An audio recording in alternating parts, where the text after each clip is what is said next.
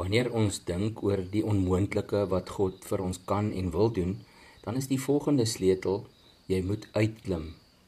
In Matteus 14 vers 27 lees ons: en Jesus het gesê, kom, en toe Petrus uit die boot geklim het hy op die water geloop om na Jesus te gaan. God kon met 'n wonderwerk vir Petrus uit die boot opgelig het, maar hy het nie. Petrus moes self uitklim. Wat sal dit neem vir jou om uit jou boot te klim?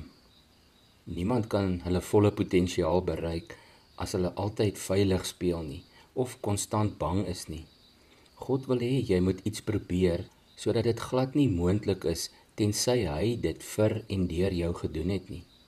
Die probleem is, die meeste van ons wil ons sogenaamde sekuriteit vashou en sê, ek wil hê God moet my gebruik, solank dit veilig is. Nie een persoon in die Bybel het 'n vangnet gehad nie. Ons sal moet ontslaa raak van ons eie plan B. Om aan die boot vas te hou is jou plan B. Raak ontslaa daarvan, want jy moet uitklim. Die groter mislukking is om nooit uit te klim nie. Petrus is vir my 'n voorbeeld. Daar was 11 ander groter mislukkings wat nooit uit die boot geklim het nie. Sommige mense dink mislukking beteken jy het nie vir God in jou lewe nie, maar eintlik is mislukking dikwels die eerste stap om God te ontdek. Jy kan geloof hê of jy kan beheer hê, maar jy kan nie albei hê nie. Die skrywer van Hebreërs sê in hoofstuk 11 vers 1, wat is geloof dan? Dit is 'n vaste versekering dat die dinge waarna ons uitsien inderdaad sal gebeur. Dit is die bewys dat God die dinge wat ons nog nie kan sien nie, waar sal maak. Ons wil eers 'n waarborg hê, maar God werk nie so nie. God kan dit doen, maar hy gee nie waarborge nie. Hy vra volkome vertroue. Soms moet jy sê, met die lig tans tot my beskikking, glo ek, God roep my om dit te doen. Jy het daaroor gebid, goeie raad gekry, en jy oortree nie die skrif nie. As jy misluk, dan staan jy weer op. Dink aan mense in die Bybel wat weer opgestaan het, soos Samson, Elia, Jona, Job en Petrus. Spreuke 24 vers 16 sê, al val die regverdige hoeveel keer, hy staan weer op. Moenie so bang wees om dalk te misluk nie. God gaan nie vir jou stappe 3, 4 en 5 wys voordat jy stap 1 geneem het nie.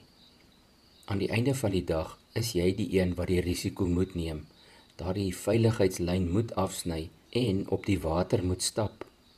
En niks gaan gebeur totdat jy nie uit daardie boot geklim het nie. Die vraag is net, vertrou jy vir God? Moet nooit onderskat wat God in jou lewe kan doen, wanneer jy alles wat jy is en alles wat jy het aan hom oorgee nie. Een van die primêre redes waarom soveel mense teleurgesteld voel met hulle lewe, is omdat hulle dit nooit oorgegee het aan die een wat hulle geskep het nie. Sulke mense is eintlik diep selfsugtig. Hulle wil hulle lewe in hulle eie greep hou. Hulle hele lewe is altyd hulle eie plan. Wat hulle nie besef nie, is dat God die beste plan moontlik vir jou lewe het. Die enigste manier waarop jy daardie plan kan laat werk, is vir jou om jou hande oop te maak, om jou hart oop te maak, jou lewe aan hom oor te gee, en jouself absoluut en totaal te gee. Jy sal die beheer moet oorgee. Dink vandag, wat kan God met my doen? Wat kan God deur my doen?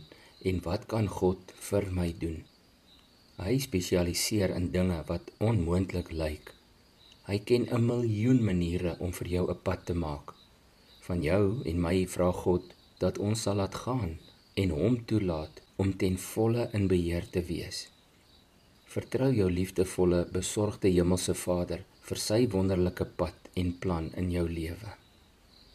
Kom ons bid saam. Here, ek vertrou U. Ek vertrou U met my hele hart. Help my om uit die boot uit te klim, om nie aan my eie plan B vas te klou nie, om nie te dink ek kan dit self doen nie. Dankie vir die verstand en die krag en die talente en vermoëns en gawes wat U ons gegee het. Maar help my ook om te verstaan, ek kan nie self nie. En wanneer dinge vir my onmoontlik lyk, Help my om volledig beheer aan U oor te gee. Ek vertrou U, Here, in die naam van Jesus. Amen.